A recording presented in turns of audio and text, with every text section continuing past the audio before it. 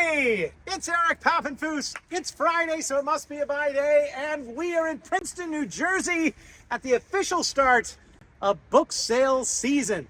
And we're so excited because we have with us today Sam, who works in the bookstore. It's his first ever book sale that he went to, Sam. and you'll get to hear about it in just a second. But we're going to start with Kathy's finds from the book sale, because if you remember our video last year, it was about the American historian James McPherson and his collection of books. Well, this year, they advertised a collection of books from the British historian Sir David Cannadine. And if you don't know David Cannadine, here's one of his own books on Churchill. He is a very famous British historian, recently retired at Princeton. And the connection to Kathy and myself is that we both met him in graduate school because he is the husband of the British historian Linda Colley, who both of us studied with. At any rate, David Cannadine, it was almost a This Is Your Life David Cannadine type experience. Kathy found, how many books would you say you found? Oh, hundreds and hundreds. I mean, at least a couple hundred books from his library. Absolutely. And as I say, they're from all ages in his development. This is hysterical because this is a prize that he won at his grammar school at the age of 16, which was King Edward's Five-Ways School. Look at that. He got it. First prize. And that must have started him in his historical career. He then went to college, apparently, at Clare College, Cambridge, because he would sign his books and add the location where he was at the time. So these were the college textbooks that David Cannadine read as he determined he wanted to pursue a professional career in history. And that's not all, because then when he went to graduate school, what happened? Well, he went to graduate school at St. John's in Oxford, and the books got a little bit more complicated, popular protest and public order, and they have quite a few little, odds and end comments. Here's another one, Politics in the Age of Peel. There he is, David Cannadine at St. John's. Then he became, what, a postdoc? Is that right? Yep, a postdoctoral fellow. And he went to Princeton. And there we are at Princeton, where he recently retired. That is Kitchener. Great. And classic paperback with the notes and the dog ears. Let's see what he dog-eared. But he really liked this page because it's a double dog ear, having to do with the conquest of South Africa. Yes, that is what you would do. And then finally, we have the latest books. When he became a professor, and I guess especially around the time he became Sir David Cannadine, people used to give him books for review. So we have all these wonderful review copies with all these great notes and inscriptions. This one here is, it's inscribed to him. And this one here, Town and Country, I believe, is inscribed to both David Cannadine and his wife. So, pretty great selection. Nice job, Kathy. It was so now much fun. We're going to take a minute and we're going to see what the others found. Adam, who's off camera and you can't see, had an entire gymnasium to himself. He went to the science gymnasium and he found an amazing book. Let's see. It's now you get Adam's hand for 1 second. That was it. That was Adam's appearance. It is, wow, The Algorithmic Beauty of Seashells. And actually, this is a really cool book. And I would have to say that is a beautiful seashell with a lot of algorithmic beauty. But that's not all, as they say with these books. What makes this book most exciting is that, yes, it has a disc in the back. And if you're watching at home and you have no idea what that is how information used to be stored and packaged and sold. Note that it is still in the original unbroken seal, so we can mark this book up and sell it for a fortune. And there is an awful lot of algorithmic beauty in seashells.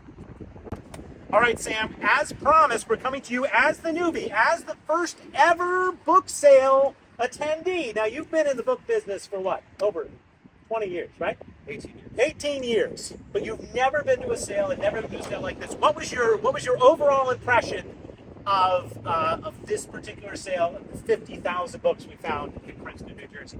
It was an immense amount of books. I would have been hard pressed to pick out enough books to make a skid, but it looks like we've done it But today. we did somehow. Yeah. And we're easing you into it gently. We got at least 1,500 It was books. a very by the way, well organized for one sale. sale. I want to compliment the Wesley Bryn Mawr book sale. All money for scholarships, and it always happens in March every year, and it's one of the 92 ways we get started. years. 92 years? Oh, that's even longer than I thought. All right, what was your favorite book? You're going to show us your favorite book that you I found? got this UK edition of Ooh. the Wind-Up Bird category Oh, by yeah. lovely. Economy. It's one of my favorites. Yeah. I've Oh, never seen this cover fabulous. before. No, either have I. That's great. And the other one is one I've been looking for my daughter for going on 5 years now. We read the first one at bedtime, and she's 14 now and still waiting for number 2. Awesome. Wow, that's awesome. Congratulations. All right, well, good job. And Thanks for yeah, finding it, by there the way. were maybe that was even in the David Cannadine edition find it.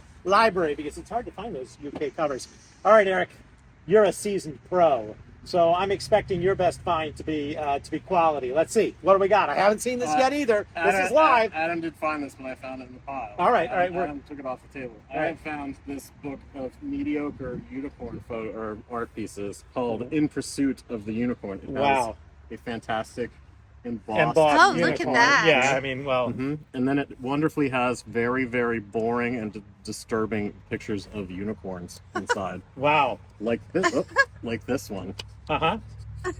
That's not a See? unicorn. She's having the time of her life. She may be imagining a unicorn. Well, Mhm. all right. But if you are in the mood for countless there's mediocre unicorn imagery, a certain magic look in at that that. book. we have the book for you. All right, fine. Anything else you'd like to add? Yeah. No, that was it. All right. How do you think the sale compared to the sale that we went to last year? Here.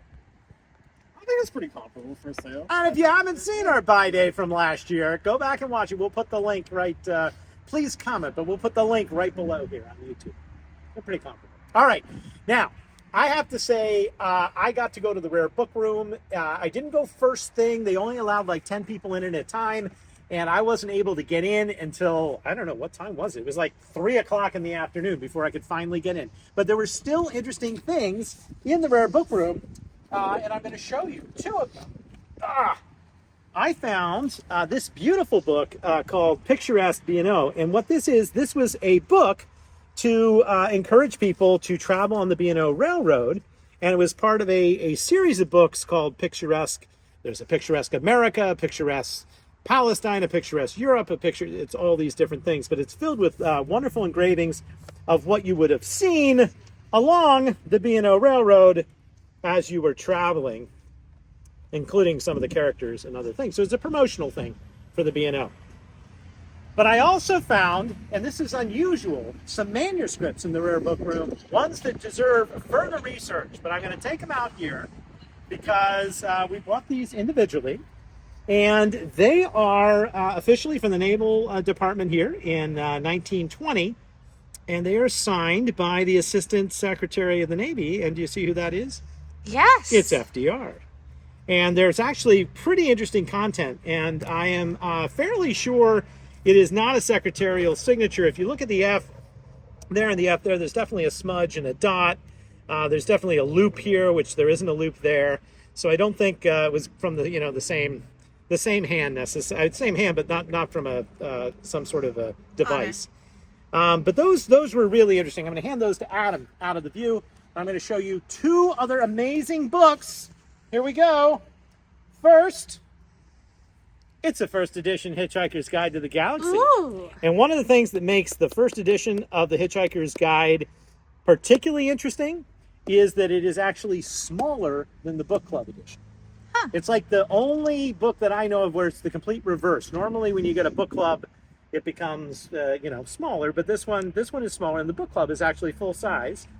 So that's neat, and it's got the full number line, which you can see there, making it a first edition. Now it's the first American edition, which is not quite as good as the first British edition, but still good. And a book that we've had before, but I'm very proud of, because every time I go to a sale, I am always picking this book up You are. for one reason, because I know that Muhammad Ali signed a lot of copies of his autobiography, and we've sold them before, as much as like $800. So I always pick it up, and yes, indeed, it is in fact autographed by Muhammad Ali. So and we neat. found yet another signed copy of this book, The Greatest, a really good book. And you can see it's a real signature. It bleeds through the page. It's really pretty cool. So some of our latest library sale finds, all very interesting. And we want to thank you for watching. I'll be back in studio with some older books next weekend, every week, Fridays at noon, for more adventures in the world of books.